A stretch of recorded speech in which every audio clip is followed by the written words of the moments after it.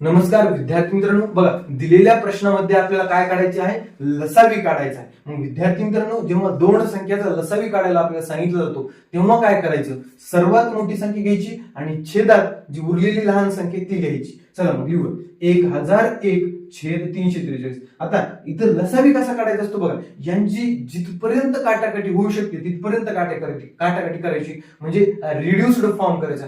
त्यानंतर हे जी वरची संख्या आहे त्यानं खाली आलेल्या उत्तराला गुणायचं, आपल्याला लसावी येऊन जातो. बघा विद्यार्थी मित्रांनो, काटाकाटी करायची कशी करायची बघा.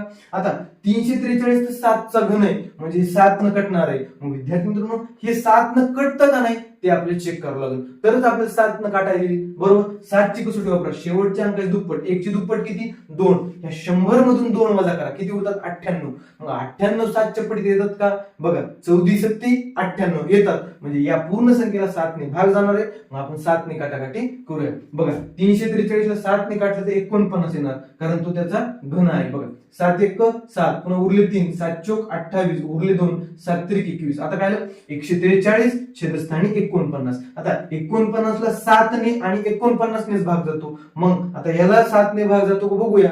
7 दुनी 14, उरले 3, 3 ला काही 7 ने भाग जात नाही, म्हणजे इथून पुढे काटाकाटी होऊ शकत नाही. मग आता काटाकाटी होऊ शकत नाही म्हणजे तिथंच थांबायचं, मोठ्या संख्येने खाली आलेल्या छेदातल्या उत्तराला गुणायचं. चला 1001 गुणिले 49 हे जर गुणाकार केला तर गुणाकार काय येणार बघा, 49 0 49, म्हणजे आपलं लसावी काय येणार विद्यार्थी मित्रांनो, 49,049. इतकं सोपं आहे. धन्यवाद.